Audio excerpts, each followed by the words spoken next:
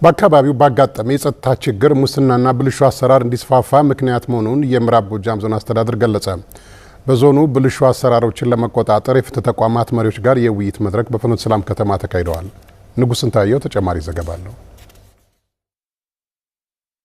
የምዕራብ ጎጃም ዞን ፍትህ መምሪያ ሙስናና ብልሹ አሰራርን ለመቆጣጠር የተለያዩ ተግባራትን ያከናወነ ነው። ሙስናና ብልሹ አሰራርን ለመቆጣጠር የተለያዩ ተቋማት ከማህበረሰቡ ጋር በመሆን ሊሰሩ እንደሚገባ የገለጹት የምዕራብ ጎጃም ዞን ዋና አስተዳዳሪ አቶ እድሜ አለማንተነ አሁን በክልሉ ካጋጠመው የጸጥታ ችግር ጋር ተያይዞ ችግሩ በመስፋፋቱ ትኩረት ሰጥቶ መስራት እንደሚገባ ነው የሚናገሩት። በቃ ህዝቡ ዊትነስ እየሰጠ ነው።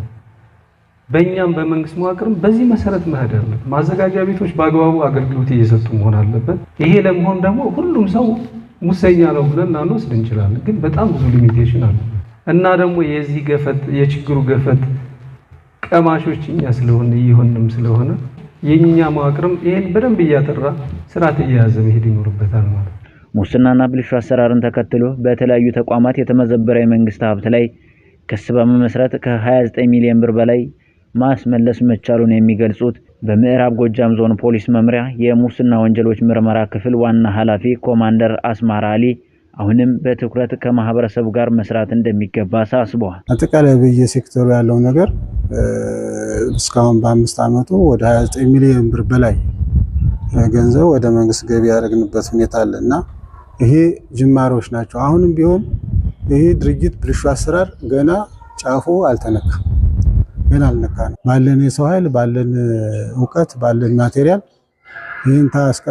ይህን እርምጃ ካስወሰድን ደግሞ አሁን መንግስት አጠናክሮ ይህንን ከታገለ ድጋፍ ካገኘን ከዚህ በላይ መስራት እንችላለን ማለት ነው።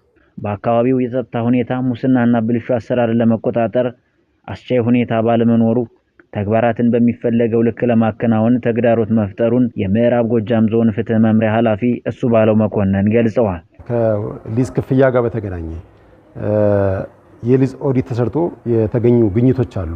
ለመንግስት ሊገቡ የሚገቡ ገንዘብ ሊገባ የሚገባ ገንዘብ ገቢ ያልተደረገ ማለት 1.2 ሚሊዮን ብር ገቢ የተደረገበት ሁኔታ አለ። እንደዚሁም በሌሎች ከተሞች ደግሞ ከዚህ የበለጠ እያጠነከር የምንሰራ የምንቀጥል ነው የሚሆነው። በዞኑ ብልሹ አሰራሮችን መርምሮ ፈጣን ምላሽ ለመስጠት የጸጥታ ችግሩን እንቅፋት መፍጠሩን የሚናገሩት የምዕራብ ጎጃም ዞን ከፍተኛ ፍርድ ቤት ፕሬዝዳንት አቶ አባይነህ ካሴ ናቸው። ቅንጅታችን ላይ ችግር ሲኖር ቶሎ ጉዳዮቻችን መጨረስ አንችልም። የቅንጅታችን መጓደልና ስኬታማነት እንደተጠበቀ ሆኖ ጉዳዮቹ በራሳቸው የሚወስዱት ጊዜ ደግሞ አለ። ማጣራት ይጠይቃል። ማስረጃ መሰብሰብ ይጠይቃል። ማከራከርና ሙግት መምራት ይጠይቃል። እሱ ምክንያታዊ የሆነ ጊዜ ይፈልጋል። እሱን እንሰጣለን። እንደዚህ ሆኖ ግን ከአቅም በላይ የሆኑ ጉዳዮች ይገጥሙናል። አሁን የገጠመን የጸጥታ ችግር እንደፈለግነው ማስረጃ መሰብሰብ አንችልም። እንደፈለግነው ፖሊስ ሄዶም ተከሳሽም ምስክርም ማቅረብ አይችልም። የምዕራብ ጎጃም ዞን ፍትህ መምሪያ ሙስናና ብልሹ አሰራርን ለመቆጣጠር ከተቋማት መሪዎች ጋር የውይይት መድረክ አካሂዷል።